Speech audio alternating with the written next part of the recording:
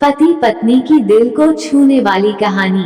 दोस्तों, आजकल प्यार होना, फिर शादी होना और कुछ ही समय में डिवोर्स होना इतनी आम बात हो गई है कि ज्यादातर लोग ऐसी घटनाओं को अब ज्यादा अहमियत ही नहीं देते।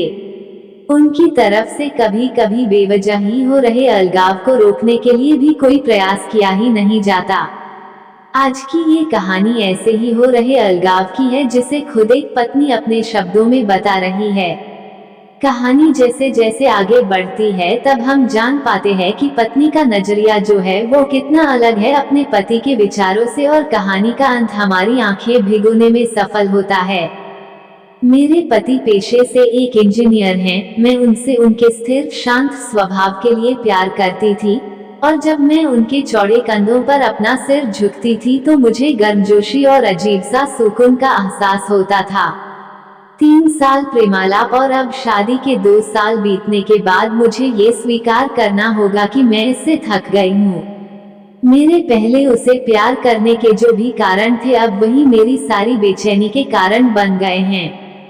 मैं एक भावुक महिला हूँ, और जब रिश्ते और मेरी भावनाओं की बात आती है तो मैं बेहद संवेदनशील हूँ। मैं रोमांटिक पलों के लिए उसी तरह तरसती हूँ जैसे कैंडी के लिए तरस रही एक छोटी लड़की। मेरे पति मेरे बिल्कुल विपरीत हैं। उनकी संवेदनशीलता की कमी और हमारी शादी में रोमांटिक पलों को लाने में उनकी असमर्थता ने मुझे प्यार के विषय में निराश कर दिया है। एक दिन मैंने आखिरकार उसे अपने मन की बात बताने का फैसला किया कि मुझे तलाक चाहिए, और मैंने हिम्मत करके उसे बताया। आखिर क्यों? चौंकते हुए उसने पूछा। मैं थक गई हूँ। दुनिया में हर चीज का कोई कारण नहीं होता है, मैंने कहा। वो पूरी रात चुप रहा, हर समय हाथ में एक जलती हुई सिगरेट लिए गहरे विचारों में डूबा रहा। इससे मेरी निराशा की भावना और बढ़ती गई, क्योंकि मैं ऐसे आदमी को देख रही थी जो अपनी दुर्दशा को व्यक्त भी नहीं कर पा रहा था। भला मैं उससे और क्या उम्मीद कर सकती थी? और अंत में उसने मुझसे पूछा, मैं तुम्हारा मन बदलने के लिए क्या कर सकता हूँ? किसी ने सच ही कहा है कि किसी के व्यक्तित्व को बदलना मुश्किल है। मुझे लगता है मेरा उस पर से विश्वास उठना शुरू हो गया है। उसकी आंखों में गहराई से देखते हुए मैंने धीरे से उत्तर दिया, मैं तुम्हें एक सवाल पूछती हूँ। अगर तुम्हारा जवाब मेरे दिल को मना सके तो मैं अपना विचार बदल दूंगी। मान लो मुझे एक पहाड़ की चट्टान पर खिला एक फूल चाहिए, और हम दोनों को ये पता हो कि उस फूल को तोड़ने से तुम्हारी मृत्यु हो जाएगी। क्या तुम मेरे लिए ऐसा करोगे?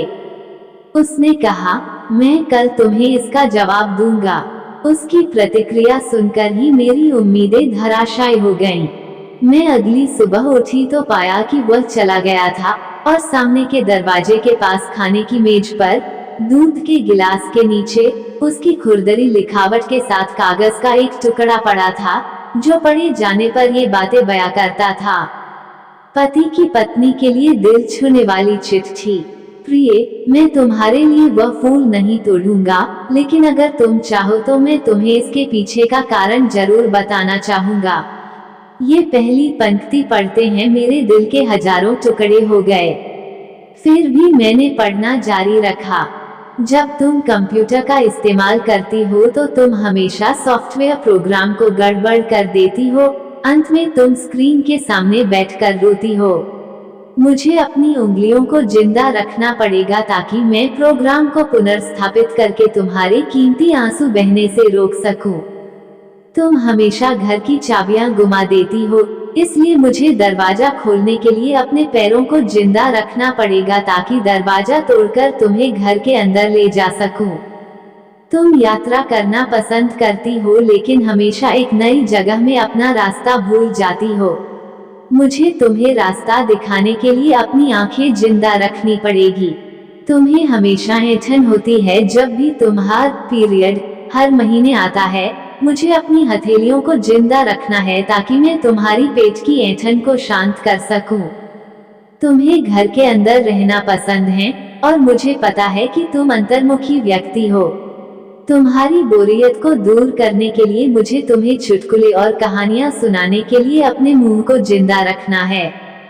तुम हमेशा कंप्यूटर और टीवी देखती हो और इससे तुम्हारी आंखों का भविष्य अच्छा नहीं होगा। मुझे अपनी आंखों को बचाना होगा ताकि जब हम बूढ़े हो जाएं, तो मैं तुम्हारी आंखें बन सकूं, तुम्हारे सिर से सफेद हो रहे बाल चुन सकूं, तुम्हारे नाखूनों को बिना तुम्हें चोट पहुंचाए काट सकूं। मैं भी समुद्र तट पर टहलते हुए तुम्हारा हाथ पकड़ना चाहता हूँ। जैसे तुम धूप और सुंदर रेत का आनंद लेती हो और खुशी से गाने गुनगुनाती हो, उसे मैं अपने कानों से सुनना चाहता हूँ, इसलिए मेरे कान जिंदा रहने चाहिए। जब तुम नहा के निकलती हो तो तुम्हारी भीनी भीनी खुशबू को महसूस करने के लिए मेरा नाक जीवित होना चाहिए। इसलिए मेरी प्रिय, जब तक मुझे यकीन नहीं होता कि कोई है जो तुमसे इससे अधिक प्यार करता है, मैं तब तक उस फूल को नहीं तोड़ूंगा। और जिस दिन ऐसा कोई आया जो तुमसे इससे अधिक प्यार करे, मैं खुशी खुशी उस फूल को तोड़ लूंगा। उद्धरण चिन्ह। ये पते ही मेरे आंसू पत्र पर गिरे और उसकी लिखावट की स्याही धुंधली हो गई।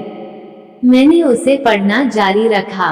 अब जब तुमने मेरा उत्तर पूरा पढ़ लिया है, अगर तुम संतुष्ट हो, अगर मैंने तुम्हारे दिल को मना लिया हो, तो कृपया सामने का दरवाजा खोलो, क्योंकि मैं बाहर खड़ा हूँ, तुम्हारी पसंदीदा ब्रेड और ताज़ा दूध के साथ। मैं जल्दी से दरवाजा खोलने के लिए दौड़ी और उसके चिंतित चेहरे को अपने हाथों में कसकर पकड़ा और चूम लिया और उसकी बाहों में समा गई। अब मुझे पूरा यकीन हो गया कि कोई भी मुझसे उतना प्यार नहीं करेगा जितना वह करता है, और मैंने फूल को ना ही तोड़ने का फैसला किया। यही जीवन है और प्रेम है। जब कोई प्यार से घिरा होता है तो उत्तेजना की भावना दूर हो जाती है और वो उस सच्चे प्यार को नजरअंदाज कर देता है जो शांति और नीरसता के बीच में होता है। प्यार सभी रूपों में प्रकट होता है, यहाँ तक कि बहुत छोटे और सूक्ष्म रूपों में भी।